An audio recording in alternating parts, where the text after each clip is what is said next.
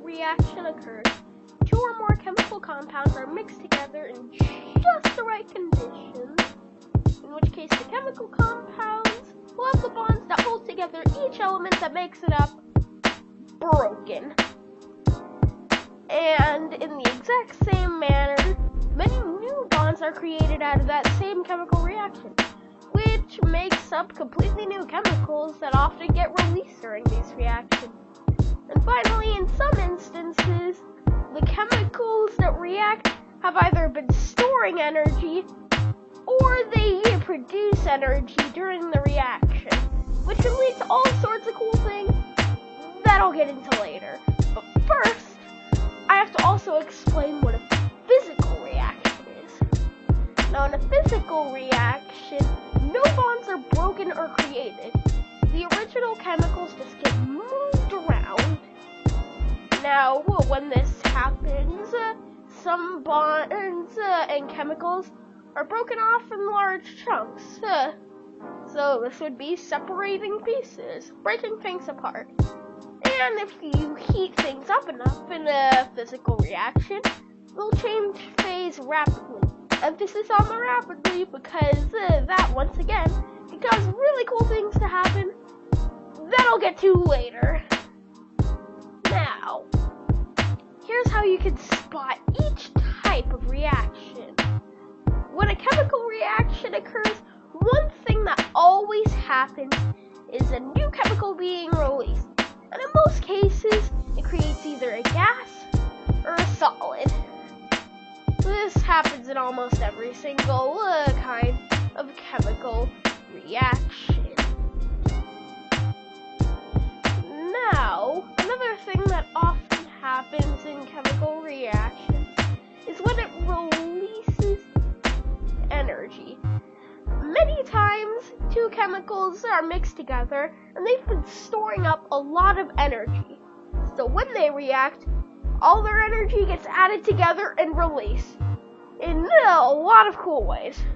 There's also plenty of elements from the reactions completely left over, which can also be released as gases and solids. Now, some things that happen in a physical reaction is that in heat-based ones, the chemicals just change phase. That's all it really. Heat-based physical reactions don't change phase, and will instead just tightly pack together all the molecules, making them more or less flexible. And obviously, every time a physical change occurs, the object is going to change shape. Now, here's the cool stuff that happens in each reaction, sometimes. So, one of these cool examples is the elephant toothpaste experiment, where yeast allows the extra oxygen and hydrogen peroxide to get released incredibly fast. The soap catches it to make an epic foam explosion.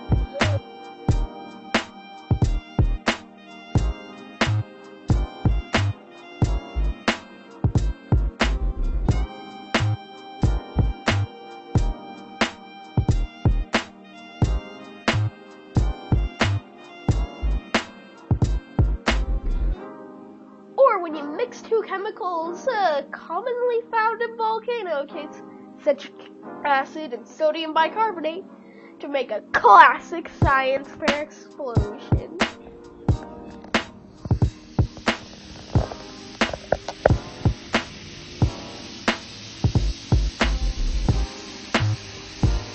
And finally, the classic bath bomb. And in this one, it's the citric acid and baking soda that reacts to make plenty of carbon dioxide, which makes the water fizzy. Now, the examples of physical changes can be equally cool and satisfying.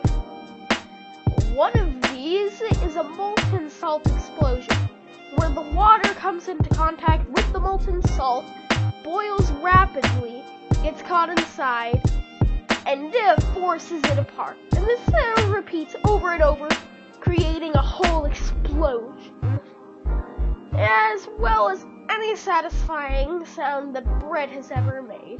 How do you tell how good bread is without tasting it? Not the smell, not the look, not the sound, the crust, the sound, the crust. As explained by this clip in Ratatouille. And finally, dry ice sublimating while submerged in room temperature water.